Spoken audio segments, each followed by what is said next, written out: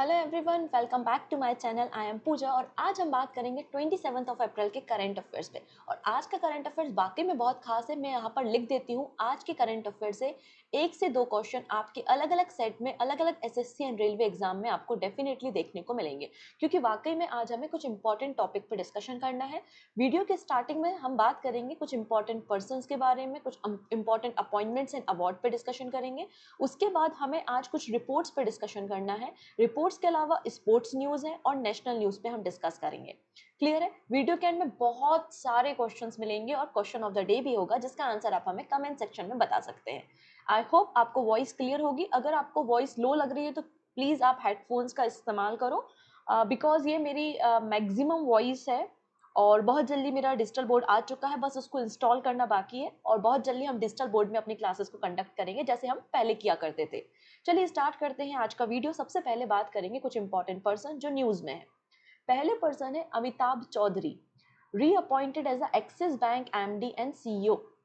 Actually Amitabh Chaudhary ना 2019 से 2019 से एमडी एंड सीईओ हैं एक्सिस बैंक के। और ये पहली बार नहीं है, ये दूसरी बार है जब इनको एक्सटेंशन मिला है, मतलब रीअपॉइंटमेंट किया गया है। तो एक्सिस बैंक ने इन्हें रीअपॉइंट किया है as a MD and CEO of Axis Bank. वो भी पीरियड कितने समय के लिए? 3 सालों के लिए, 3 इयर्स के लिए इन्हें अपॉइंट किया गया है। एक्सिस बैंक का हेडक्वार्टर कहाँ है? मुंबई महाराष्ट्र में है। और बढ़ती का नाम जिंदगी, आपको टैगलाइन देखने को मिलेगी एक्सिस बैंक की। अच्छा, एक्सिस बैंक के बारे में एक और बात बताती हूँ। एक्सिस बैंक का पुराना नाम यूटीआई बैंक था और इसने अपने बैंकिंग ऑपरेशन को 1994 में स्टार्ट किया था, बट 2007 में इसे रिनेम करके एक्सिस बैंक कर दिया गया। ठीक है, चलिए अगली जो पर्सन है वो भी बहुत इंपॉर्टेंट है। हम बात कर रहे हैं लता दीनानाथ मंगेशकर अवार्ड के बारे में।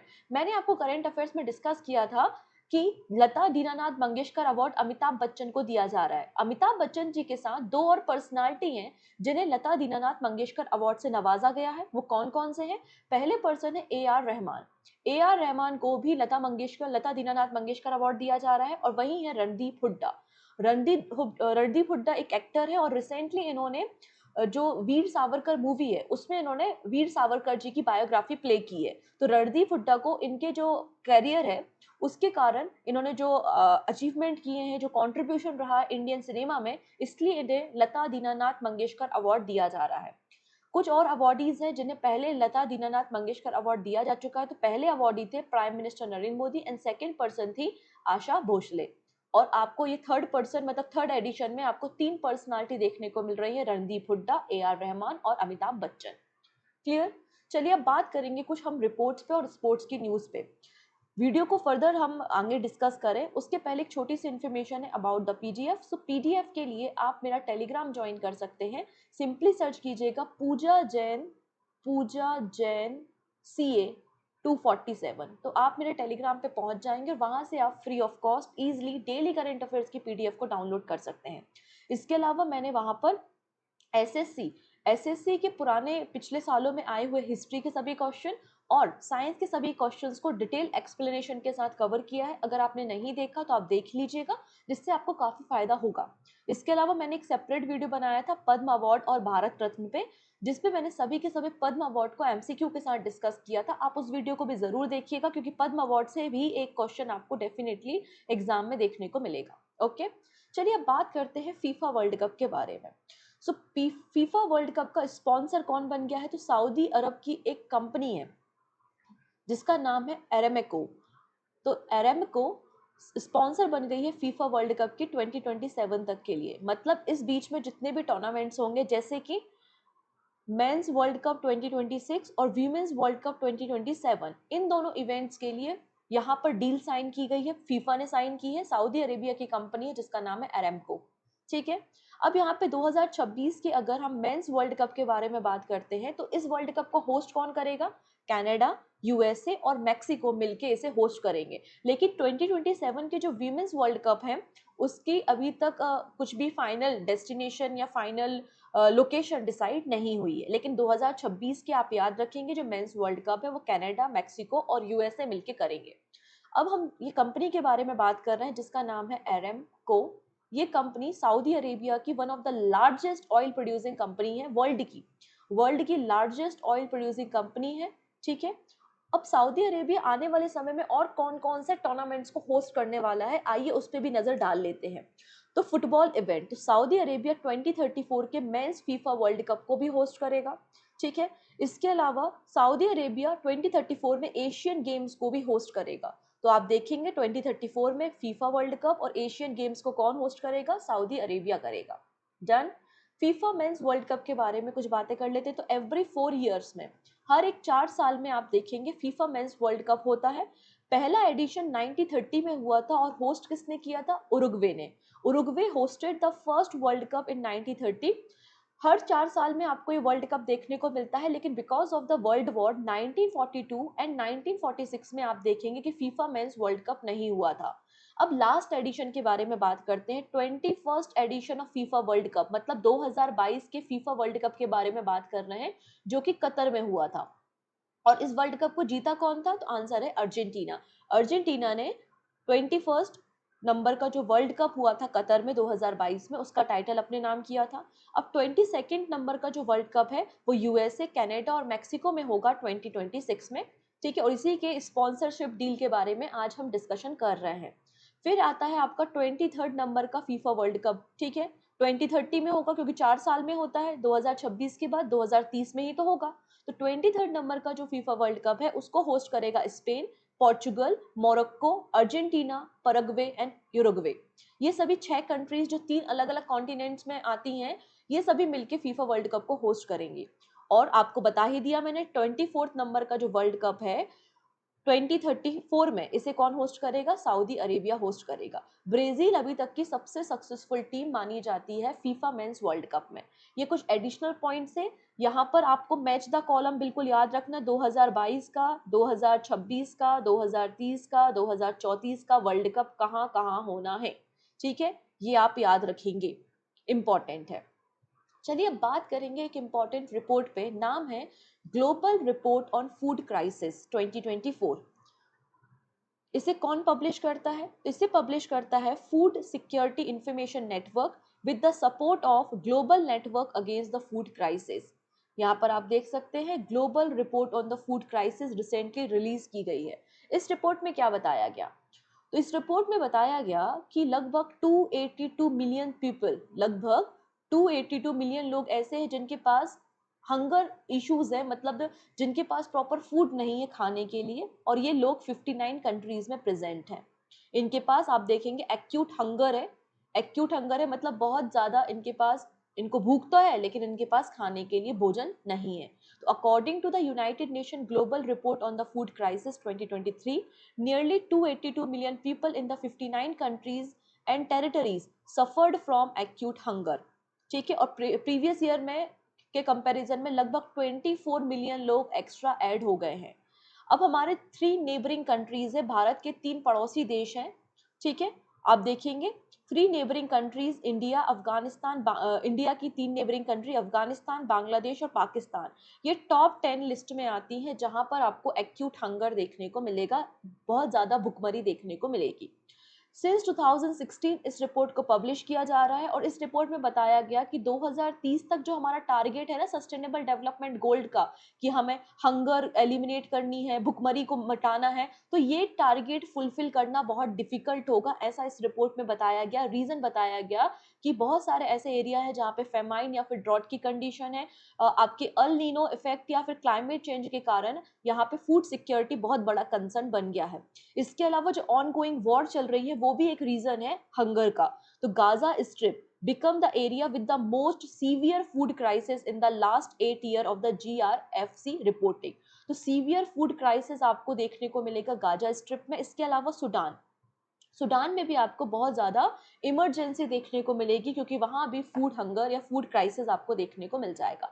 यहाँ पर आप हंगर मैप देख सकते हैं और टॉप 10 कंट्रीज हैं जहाँ पर आपको देखने को मिलेगा एक्यूट हंगर, जहाँ पे सबसे ज़्यादा लोग सफ़र कर रहे हैं। फर्स्ट नंबर पे है डेमोक्रेटिक रिपब्लिक ऑफ कॉन्गो, लगभग 25.8 मिलियन लोग यहाँ पर ऐसे हैं जिनको एक्यूट हंगर या हंगर क्राइसिस है। सेकंड नंबर पे नाइजीरिया, देन सूडान आपको मिल जाएगा, फिर हमारा पड़ोसी अफगानिस्तान, फोर्थ पोजीशन पे इथोपिया, यमन, सीरिया, फिर एट्थ पोजीशन पे बांग्लादेश, नाइन्थ पोजीशन पे पाकिस्तान और 10th पोजीशन पे आपको म्यांमार मिल जाएगा। मतलब इंडिया के 4 नेबरिंग कंट्रीज हैं, अफगानिस्तान, बांग्लादेश, पाकिस्तान और म्यांमार, जहां पर आपको एक्यूट हंगर देखने को मिलेगा। डन। चलिए नेक्स्ट बात करते हैं, India on the America's monitoring list in the IP security issue. जब हम याद करो एक लिस्ट के बारे में बात करते हैं विच इज FATF, याद आया, हम बोलते हैं कि कोई कंट्री है उसको FATF ने अपनी ग्रे लिस्ट में ऐड कर लिया है। ऐसा क्यों करते हैं? जब FATF को लगता है कि कोई कंट्री है जो कि टेररिस्ट फंडिंग कर रही है, मनी लॉन्ड्रिंग हो रही है, तो अंडर ऑब्जर्वेशन रखने के लिए उन्हें ग्रे लिस्ट में इंक्लूड किया जाता है। सिमिलर यहाँ पे अमेरिका ने इंडिया को मॉनिटर करने के लिए IP सिक्योरिटी लिस्ट में इसको डाला है। बेसिकली इनका कहना है कि भारत में जो पेटेंट फाइल करने की प्रोसीजर है वो बहुत लेंदी है, बहुत टाइम टेकिंग है। इसके अलावा ऑनलाइन पायरेसी भारत में बहुत ज्यादा है और यहाँ पे जो IP मतलब इंटेलेक्चुअल प्रॉपर्टी के जो राइट्स होते हैं उनको लगातार वायलेट किया जाता है इंडिया में, इसलिए इसे मॉनिटरिंग लिस्ट में शामिल किया है।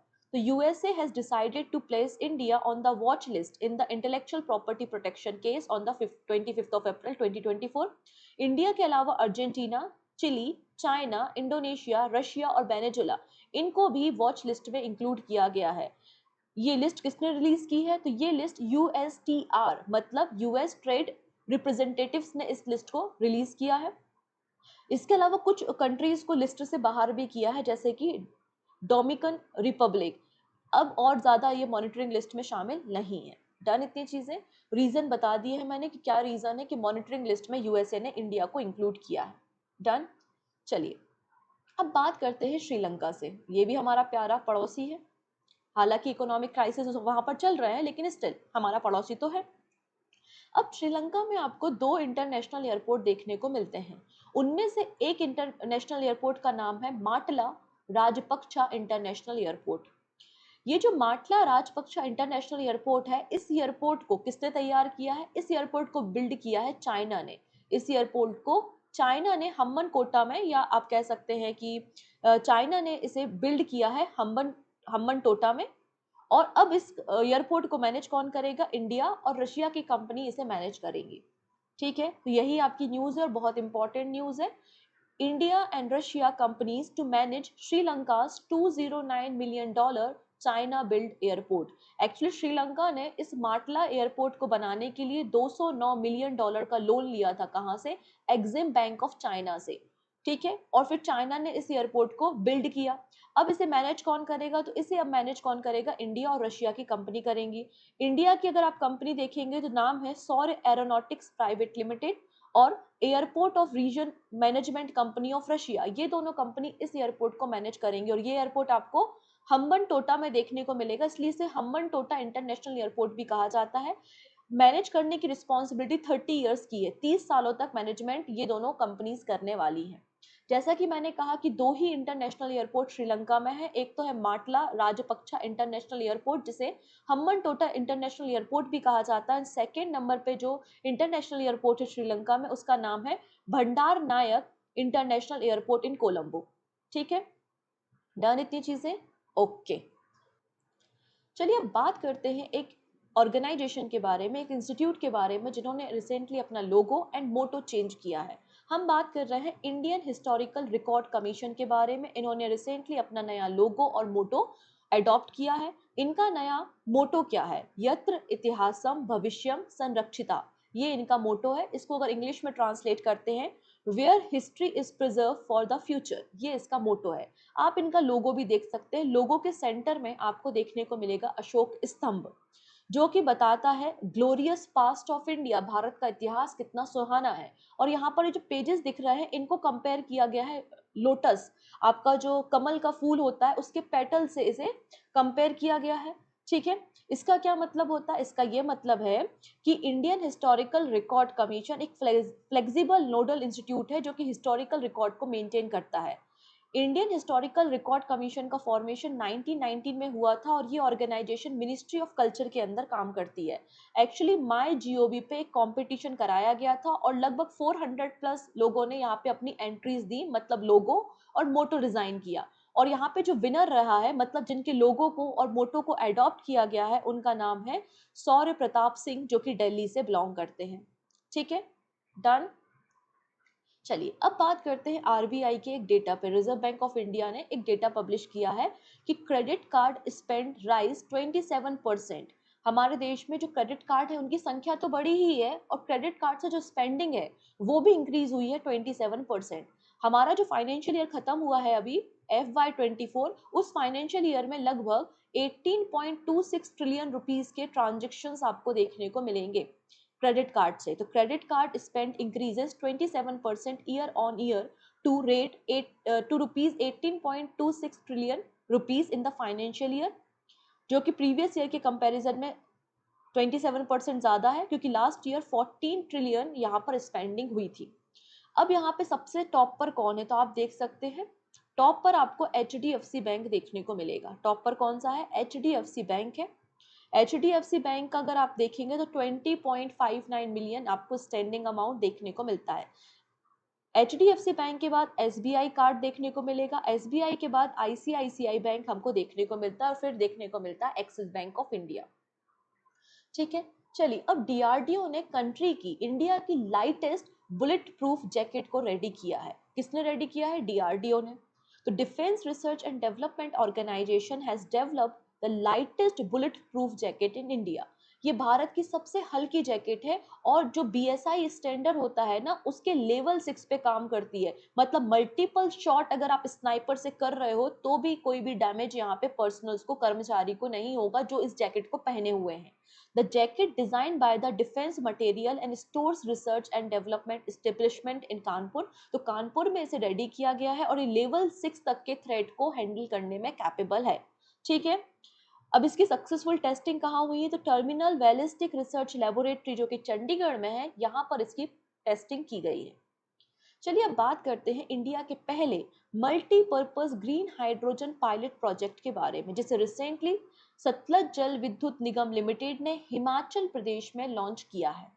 ठीक है, तो सतलज जल विद्युत निगम लिमिटेड ने यहाँ पर एक माइलस्टोन अचीव किया है और इंडिया का पहला multipurpose green hydrogen pilot project को लॉन्च किया है, जिसकी कैपेसिटी 1500 मेगावाट की कैपेसिटी है। कहाँ पर, तो Nathpa Jhakri hydro power station Himachal Pradesh में किया गया है।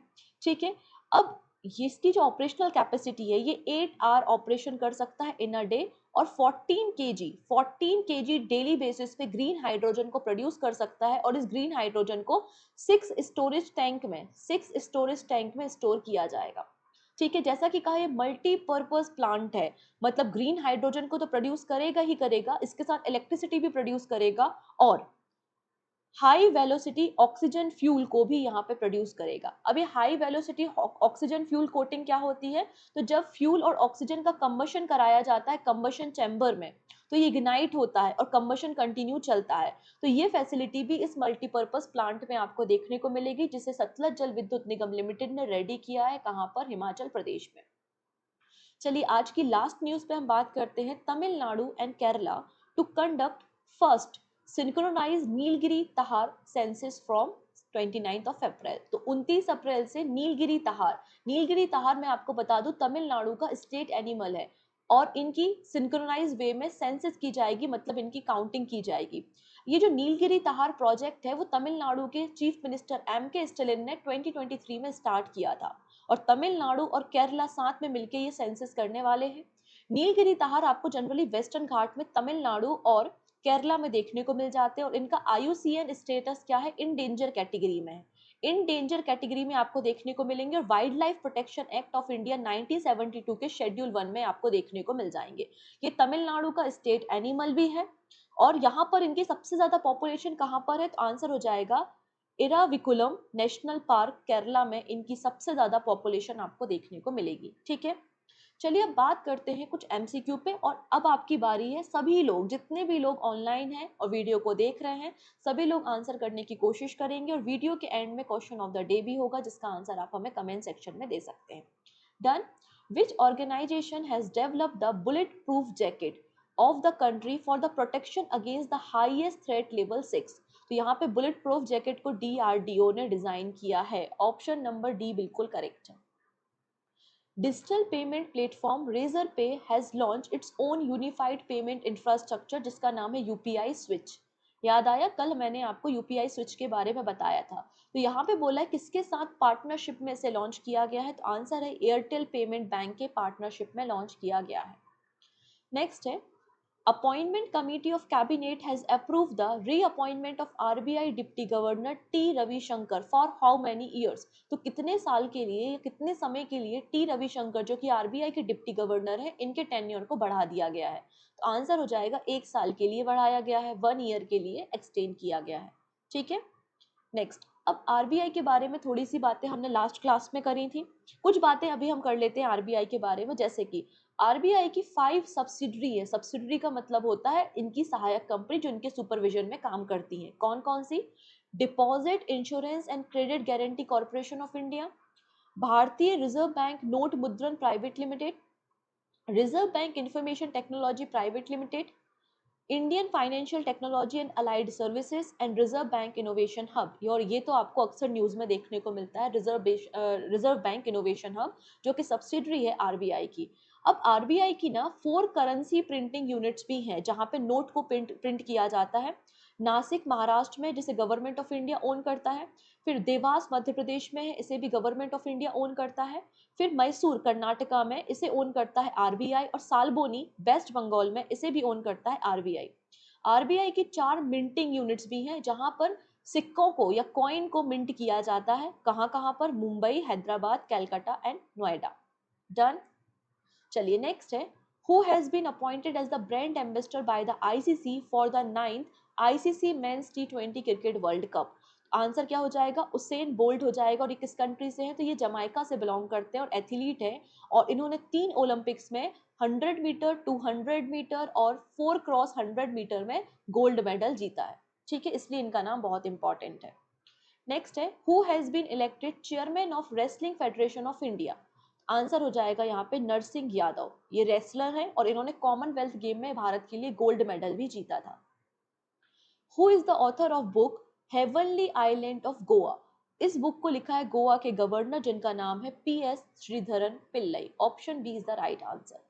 Sutlej Jal Vidyut Nigam limited has inaugurated India's first multipurpose green hydrogen pilot project in which state? So answer is Himachal Pradesh में से लॉन्च किया गया है। Himachal Pradesh is the right answer, और 20 kV आपकी इलेक्ट्रिसिटी को प्रोड्यूस करेगा। नेक्स्ट है, recently which organisation has been confirm the outstanding public sector undertaking of the year award? तो पीएसयू, बेस्ट पीएसयू अवार्ड किसे दिया गया है? तो ये अवार्ड दिया गया है हमारे एचएएल को, हिंदुस्तान एरोनॉटिक्स लिमिटेड को दिया गया है। ऑप्शन नंबर सी बिल्कुल करेक्ट हो जाएगा। अवार्ड किसने प्रेजेंट किया है? तो all India management association managing India award यहाँ पर प्रेजेंट किया गया है, क्योंकि एचएएल का जो रेवेन्यू रहा है लास्ट ईयर में वो 29,810 करोड़ रुपीस का आपको देखने को मिलेगा, जो कि प्रीवियस ईयर के कंपैरिजन में 11% की ग्रोथ है।